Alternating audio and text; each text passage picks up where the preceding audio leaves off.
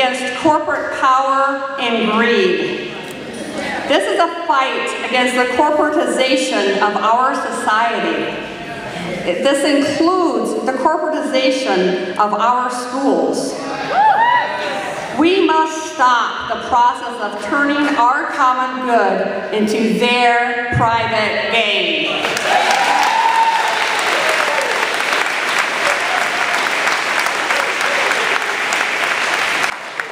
We have some difficult decisions to make in Springfield this year. As you've heard, our budget is in very bad shape and we have to make some hard decisions. Everybody's going to have to hurt a little, everybody's going to have to pay a little more, and that includes corporations in that process. I am thrilled to be in Springfield now, having the opportunity to begin the campaign towards a fair tax, to change our tax system to one that is more fair, that is more people-centered and not corporate-centered. And we have the opportunity now for the first time in a very long time where we can make this happen. We can change our state's tax structure, and I'm thrilled to be a part of that. In addition, as Robin said, we know that our budget is going to be challenging this year. I want to make sure that we do that without continuing to demonize public employees.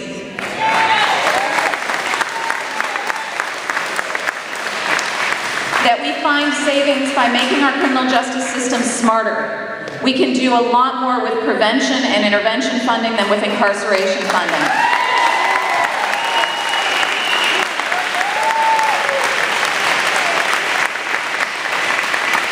Finally, we can solve a lot of our problems. There's a huge menu of corporate tax loopholes that are going to get us there if we can find the political will to get it done. There is an offshore drilling tax credit in Illinois. We're landlocked.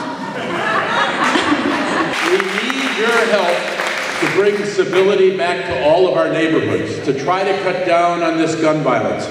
Our two legislators need your help as they look at some very serious laws. The federal courts have told Illinois that we have to do something about concealed carry. Well, what we do about it is up to our legislators. We have the ability to do this in a sane way. And just as we go after corporations, we have to go after violence. So I'm happy to be here with you on going after the corporations, but I want to enlist your help on health care and stopping violence. Thank you. I have been actively working with Loyola Organized in Action on a campaign against massive hikes in the cost of meal plans that will directly affect my family for next school year. When I entered into Loyola, the costs were frightening for my family and me, but there were options available to me that would help my family afford my education. One place we expected to save was by having a declining meal plan option that would cost $1,300 a year. However, Loyola is taking away this more affordable option and requiring me and every other sophomore student to pay $3,500 for the least expensive meal plan option next year. This is an increase of 150% over what I expected to pay for food next year.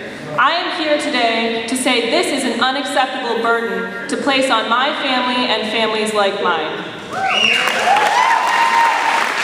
As you know, Chicago Public Schools threatened to close Gale Elementary School, and now, after an outpouring of outreach and support from this entire community, has announced that Gale School will remain open.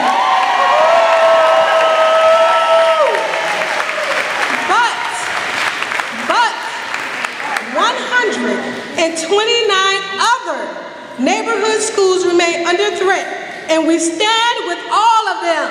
Yeah. No school closings. No school closings. No school closings. Venture capitalists invested $389 million in K-12 education in the United States in 2012, with the goal of fostering a revolution in which public schools outsource education to private vendors. Even where their private vendors are nonprofit corporations, which is the case for Chicago charter schools, the risk of public education remains. Poor children and children of color become the cash of a system that blurs the lines between private gain and what should be maintained for the common good, our neighborhood schools. Even worse, to quote CTU President Karen Lewis, Chicago is the most segregated city in the country, and our students of color are routinely deemed as second class by a system that does nothing but present one failed policy after the next. We cannot accept this situation. It demands our collective attention.